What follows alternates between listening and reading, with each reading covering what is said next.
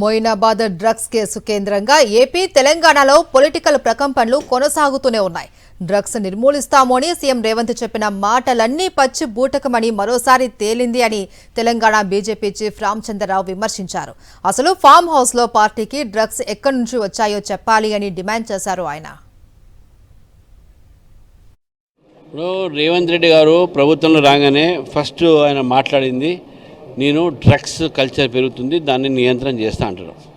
కానీ ఈరోజు చాలా పెద్ద పెద్ద వాళ్ళు డ్రగ్స్ పార్టీలు రేవ్ పార్టీలు హైదరాబాద్లో నడుస్తూ ఉన్నాయి. మరి రేవంత్ రెడ్డి గారిని అడుగుతా ఉన్నాను, ఎందుకు ఈ డ్రగ్స్ కల్చర్ పెరుగుతూ ఉన్నది?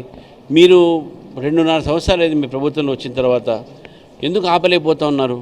కాబట్టే దొరికిన వాళ్ళ మీద తప్పకుండా శిక్ష ఉండాలి, అది వేరే మాట.